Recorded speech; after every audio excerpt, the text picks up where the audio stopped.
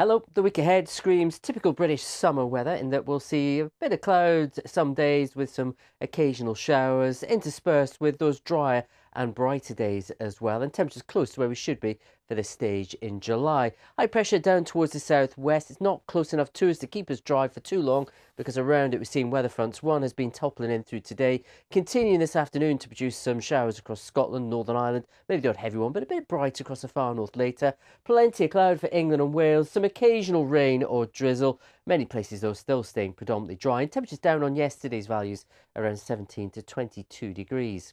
Into this evening, we could just finish the day east-angling the southeast with the odd sharp shower, even the odd rumble of thunder.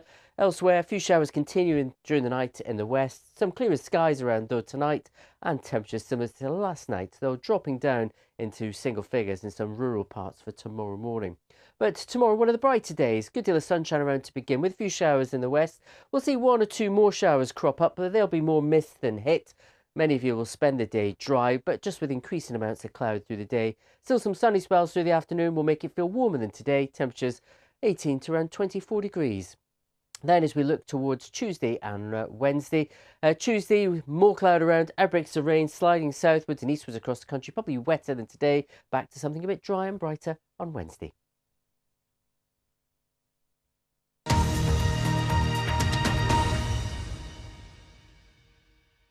What is Newscast? There's a simple answer. It's about the news and it's a podcast. It's not too noisy and shouty, and it's fair and it's open-minded. The news is so bonkers. None of us have ever known anything like it. Looking for the truth. It's not about opinion. It's like a brainstorm between us all and our colleagues, isn't it? You don't have to take yourself seriously when you're talking about serious subjects. There may not be a script, but there are facts. This is going to make me sound like such a dweeb, because actually it's quite fun. More fun than go to the pub. Depends who it's with. For what you need to know, when you need to know it, listen to Newscast every day on BBC Sounds. I have a friend, and her mother is ruining her life. Oh, the poor girl. Hey, man! Are you going to pimp me ride? You could come to Mass. Father, this is no time for jokes. The new series of Mrs. Brown's Boys starts Friday at 9:30 on BBC One and iPlayer. Tell me, how did it feel going from a soldier into a prisoner of war? What got you through? We all left part of ourselves in that jungle. The Narrow Road to the Deep North. Press red to watch all episodes on BBC iPlayer. Where do we come from? Who were the first? Homo sapiens. People spend their whole lives trying to find a fossil as significant as this. You might think you know the story of human evolution, but now we are discovering it's more dramatic than we ever imagined. This was something that wiped out 13 people in the same family. This is our story. Human. Watch on BBC iPlayer. Hello, Scott here live. Welcome to Sunday on BBC One. Join Ali Jones in the Songs of Praise celebrating the great outdoors from Eryri Snowdonia at 1:15. Now, how's our Portugal Pilgrims doing? 13 players compete to win £100,000. Players! Welcome. All they have to do is guess where they are. Sounds easy. They board a bus with no views. We ought to be so disorientated. Travel Europe with no sense of direction. This is the strangest thing I've ever done. And play a game where nowhere is as it seems. This is going to be a real challenge. Trust Nowhere. Brand new Destination X starts Wednesday at 9 on BBC One and iPlayer. You've got to come back with me! Where do you think you're going? Where we're going, we don't need roads. Wait, God! Hold on tight, because this is going to be quite a ride.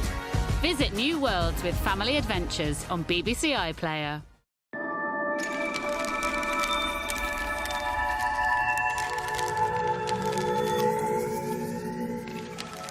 Explore the best of Wales now on BBC Two, by foot.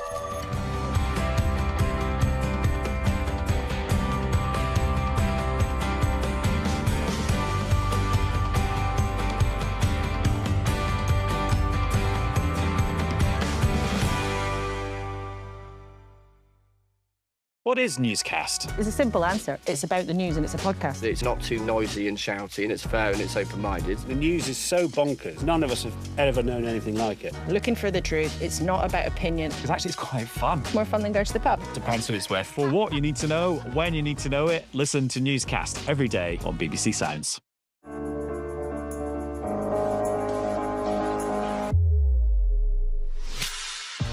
It's taken until my 57th year to discover that I have bipolar.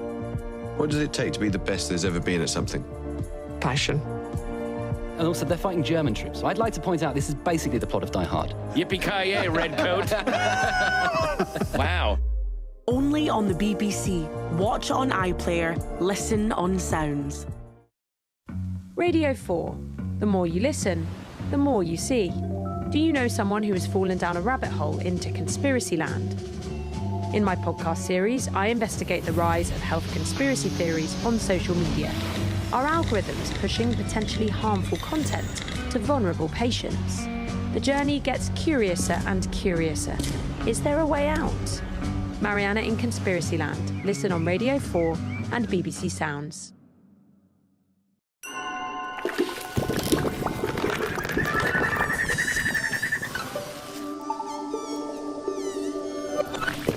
Now on BBC Two, when Sunday becomes Saturday.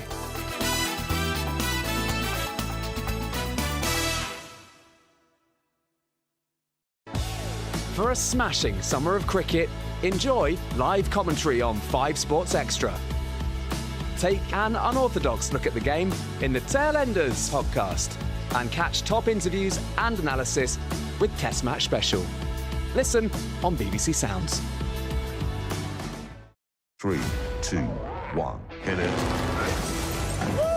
Jess, you fallen out of your chair! What the hell? Oh! Oh, yeah, now we're talking. Hammond, you idiot! Your pit stop for everything Top Gear. Press red for all episodes on BBC iPlayer. Where do we come from? Who were the first? Homo sapiens. People spend their whole lives trying to find a fossil as significant as this. You might think you know the story of human evolution, but now we are discovering it's more dramatic than we ever imagined. This was something that wiped out 13 people in the same family. This is our story. Human. Watch on BBC iPlayer. Parenting comes with a lot of advice. So, finding the right advice when you need it can be overwhelming. Introducing CBeebies Parenting, your go-to space for up-to-date expert advice and support on all things parenting. But today we're going to be talking about bedtime routines, sleep hygiene and wind down. Supporting families from day one to the first day of school. We've got what you need when you need it. CBeebies Parenting, here when you need us. England's Lionesses have roared into the UEFA Women's Euros final to take on Spain, and the big day is here. Join Gabby Logan for full coverage, kicking off here at 3:40. Now, Sunday Bargain. UEFA Women's Euro 2025 final. She's rescued England again! England. And the rebound is forced in! Versus Spain.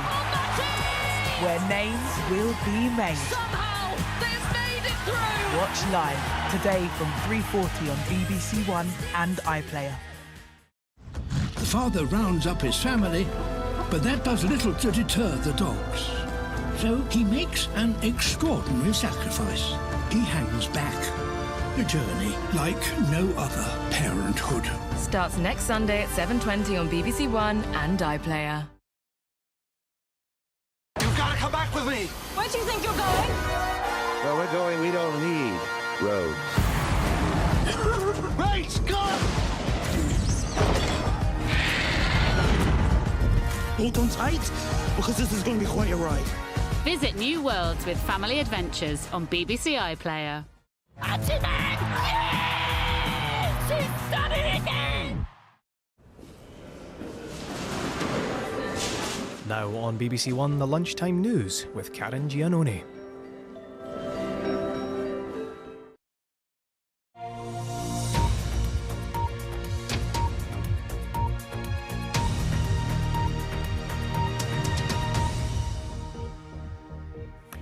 Good afternoon. Israel has carried out an airdrop of aid into Gaza, and lorries carrying supplies have begun entering Gaza from Egypt after Israel opened a number of border crossings. The Israeli military says it's observing a tactical pause in 3 parts of the territory to allow food and medicine to be distributed. Those areas are Al-Mawazi, Deir al-Bala and Gaza City. Aid agencies have been warning that mass starvation is taking hold in Gaza. The British government's in discussions with Jordan about being involved in airdrops from there. The BBC and other international news organisations are prevented from reporting inside Gaza by the Israeli government. Emir Nada has sent this report from Jerusalem. Footage released by the Israeli military showing its planes dropping 7 packages of aid into Gaza, where 2 million people are facing a hunger crisis. Jordanian and Emirati planes are expected to follow. Humanitarian agencies have called airdrops a distraction, that what's needed to loosen the deadly grip of starvation are not planes, but for Gaza to be flooded with aid by land. When aid is airdropped, it causes injuries and damage. They cause massacres on the street. We are coming here for death. All these people, the people who die every day.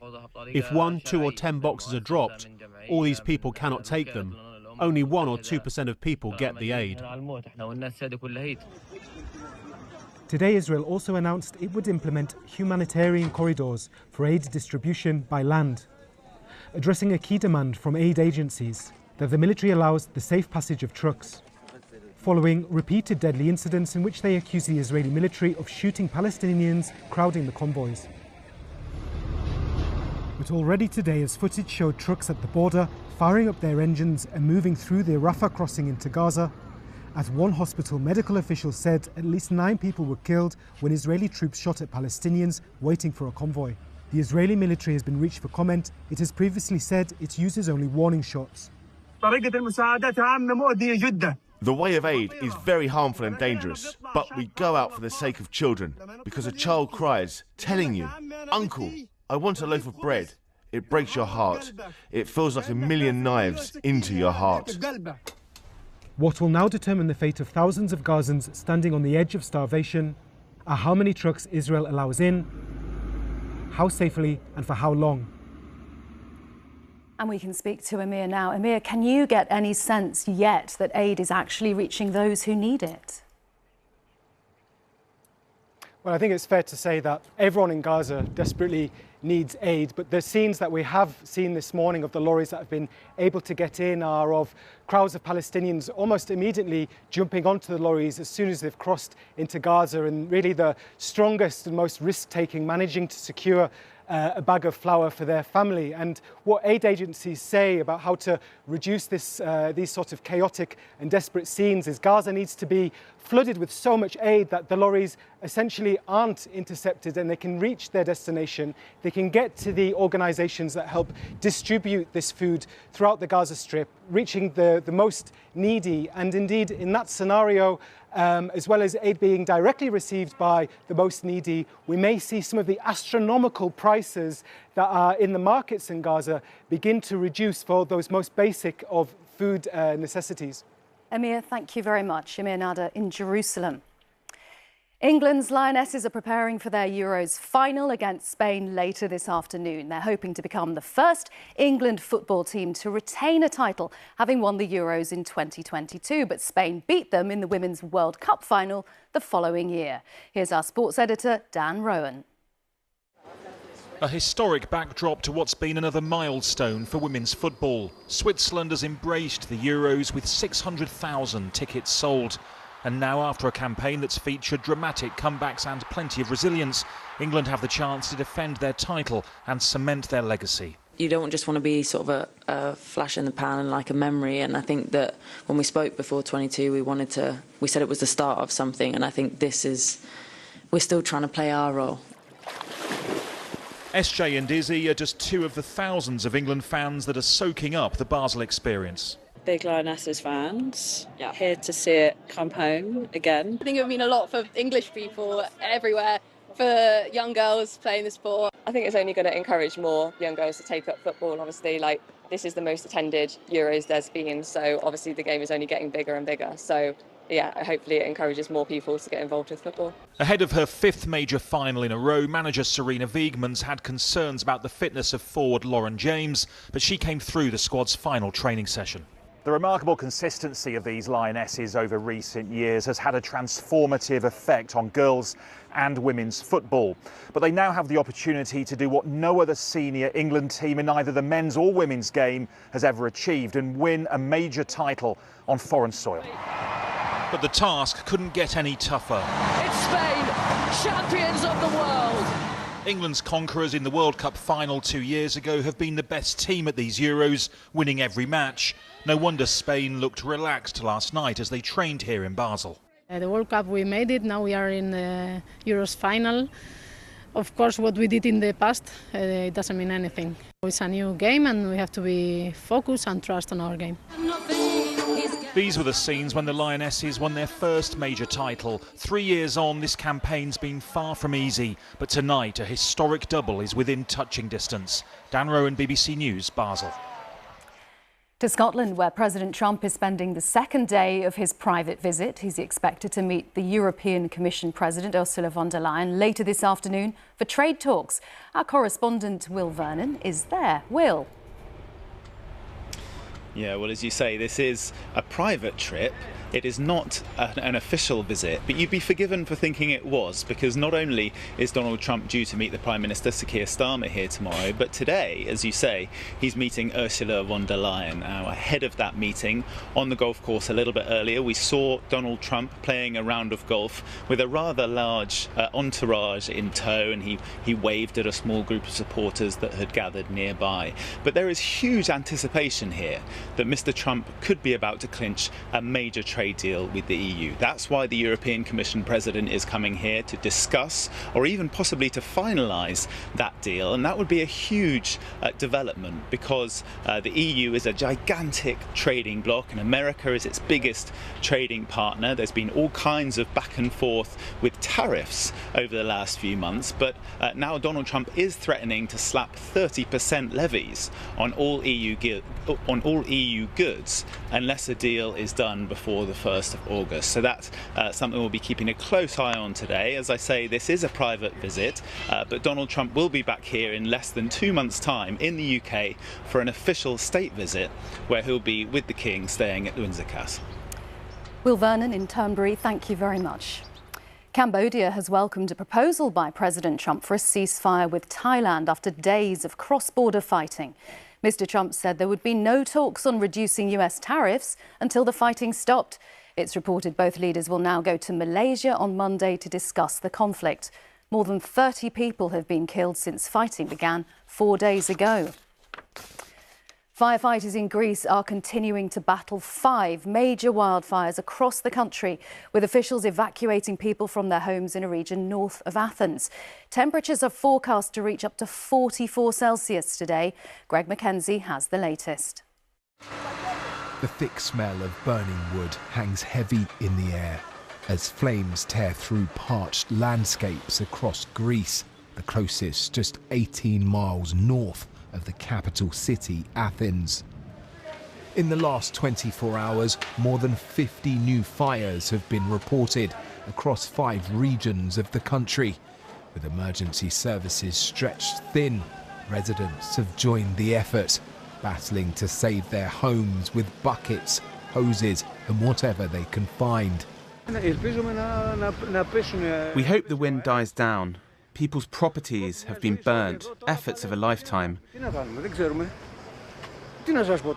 We are battling. What can we do? Greek officials have formally appealed to the European Union, asking for planes and equipment to help contain the fires. With strong winds forecast and temperatures still climbing, it's hoped the flames can be held back long enough for help to arrive. Greg Mackenzie, BBC News. Well, that is all from me, but there's plenty more on the BBC News website. The next news here on BBC One is at the earlier time of 3:15. Goodbye for now.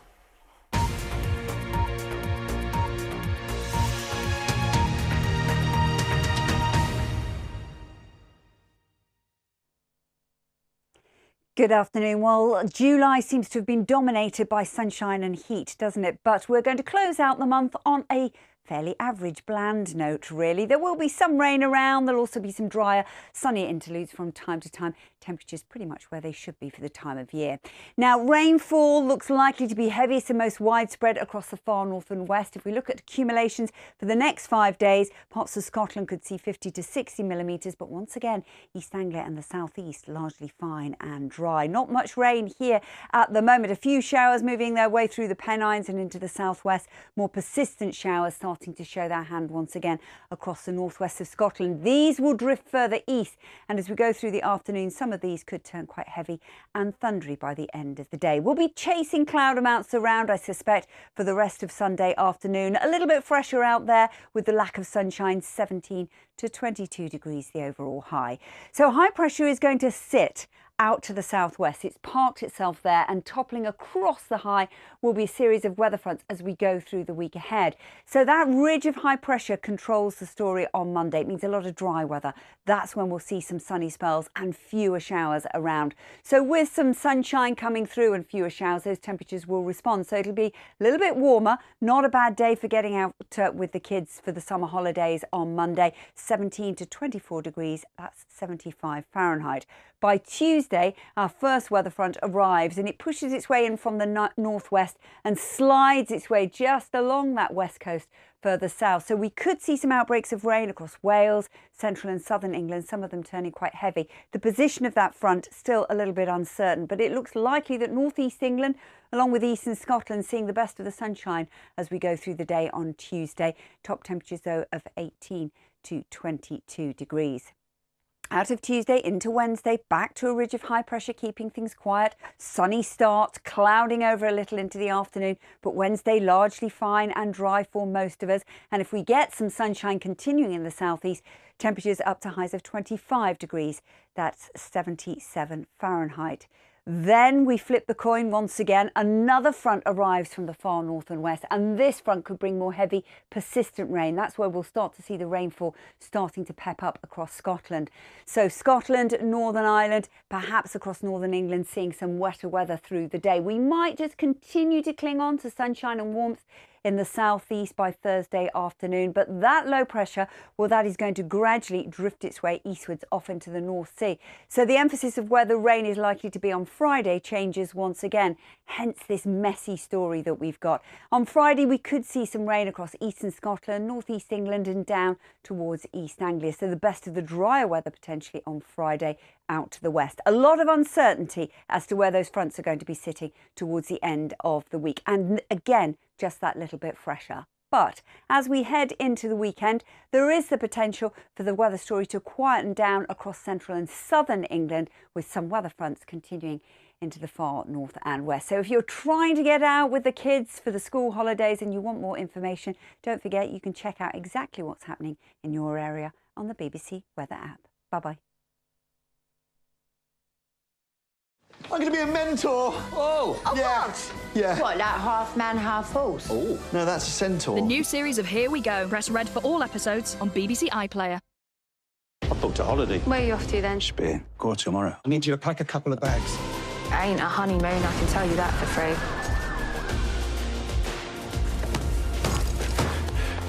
Oh, yeah, I could get used to this. How could you know? Your journey will fly by with crime drama on BBC iPlayer.